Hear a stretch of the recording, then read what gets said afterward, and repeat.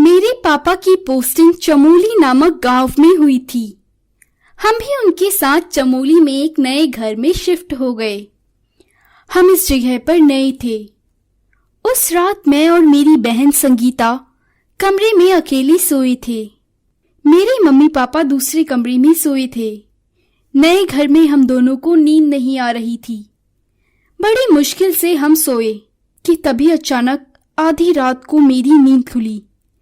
मैंने देखा कमरे का दरवाजा खुला हुआ है और बाहर पेड़ के पास कोई बैठा है। मैं डर गया। फिर मुझे लगा कि वो मम्मी होगी। मैं बाहर गया तो देखा वो एक चुड़ैल थी। मैं जोर जोर से चीखने लगा और रोने लगा। थोड़ी देर बाद मैं रोते रोते वहीं बेहोश हो गया।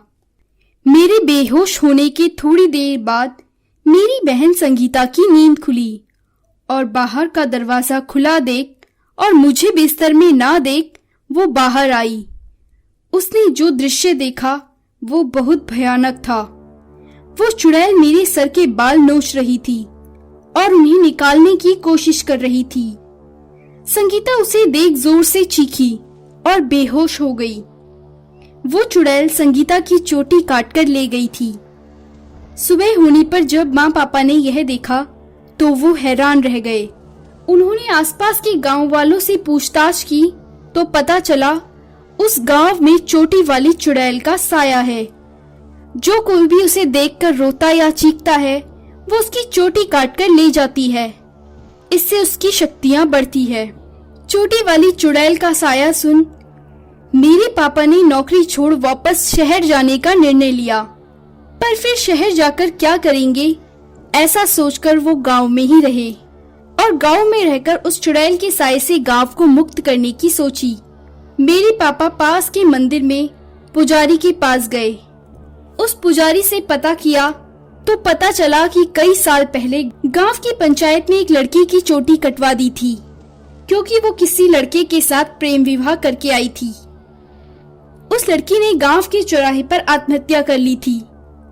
बस उस रात से वो हर रात लड़कियों की चोटी काटकर ले जाती है। वो पास के ही जंगल में रहती है।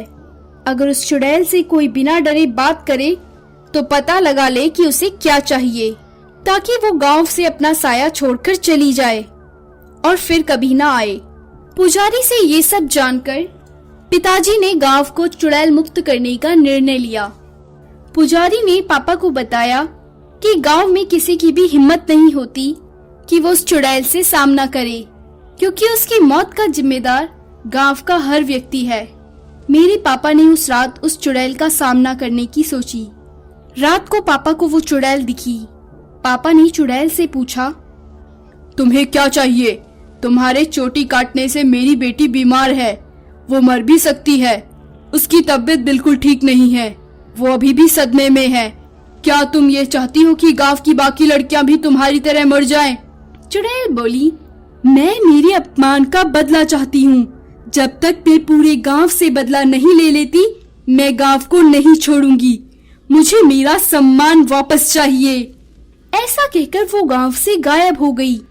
अगली सुबह पापा ने पंचायत से बात कर गांव में क्षमा का यज्ञ करवाया और गांव में उस औरत की प्रतिमा बनाई और पंचायत ने प्रेम विवाह पर सजा देने का नियम बंद कर दिया।